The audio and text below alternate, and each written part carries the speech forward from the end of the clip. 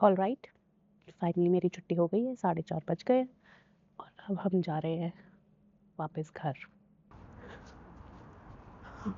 तो मैंने अभी हाल ही में एक बुक पढ़ी है जिसका नाम था the boy at the back of the school.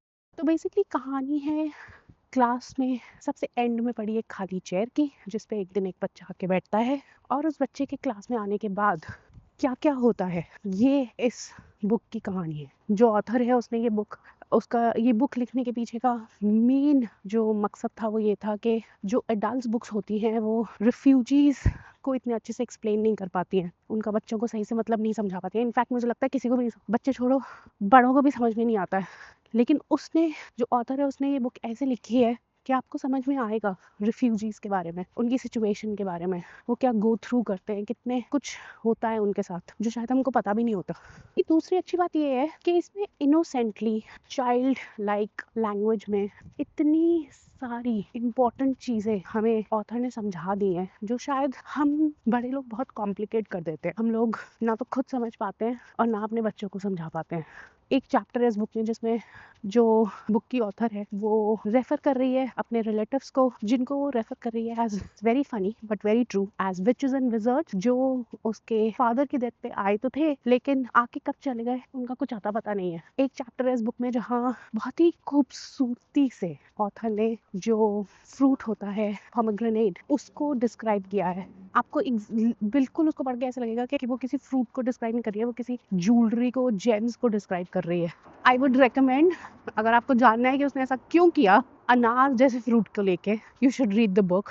And आप जब ये बुक पढ़ोगे ना तो इंटेंशनली ऑथर ने इस बुक में कहानी जो नरेटर है उसका कोई नाम नहीं दिया है, और उसके पीछे का इंटेंशन ये था कि जो भी इस किताब को पढ़े, कोई बच्चा पढ़े या कोई बड़ा पढ़े, उसको ऐसा लगे कि वो ही नरेटर है। और आपको सच में ऐसी फीलिंग आएगी जब आप ये बुक पढ़ोगे। जब हम बच्चे होते हैं ना तो हमें कोई डर नहीं होता किसी चीज़ का, हम कितने फेयरलेस होते हैं, हमें कोई फर्क नहीं पड़ता कि हम जो सोच रहे हैं वो कैसे होगा, और अगर उसका आउटकम वैसा नहीं हुआ जैसा हम चाहते हैं तो क्या होगा। तो वो जो जज्बा होता है ना जब हम छोटे होते हैं, वो हम जब बड़े हो जाते हैं ना तो वो कहीं ना कहीं खत्म सा हो जाता है, क्योंकि ये जो सोसाइटी है, जो उसके नॉर्म्स हैं, उसमें हम इतना प्रेशराइज हो जाते हैं कि हम अपनी ज़िंदगी जीना ना भूल जाते हैं। इसलिए मुझे बहुत अच्छी लगी ये बुक कि कैसे कुछ बच्चे मिलके एक प्लान बनाते हैं, और वो बिल्कुल ये नहीं सोचते हैं कि ये प्लान कभी पॉसिबल होगा ही नहीं, वो बस प्लान बनाते हैं और वो प्लान इम्प्लीमेंट करने निकल जाते हैं बिना सोचे कि क्या होगा, कैसे होगा, कुछ बीच में डेंजरस तो नहीं हो जाएगा, कुछ रिस्की तो नहीं हो जाएगा। वो ओवर थिंकिंग करते ही नहीं है। आपको ना अगर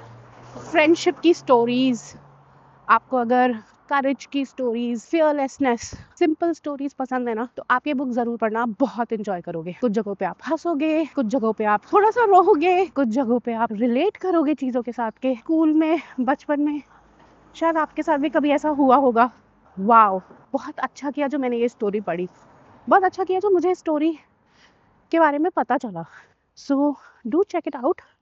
अगर आपने ये बुक ऑलरेडी पढ़ रखी है तो मुझे कमेंट्स में ज़रूर बताना कि आपको इस बुक में सब अच्छा क्या लगा, और अगर आपने नहीं पढ़ी है तो क्या आप ये बुक पढ़ोगे।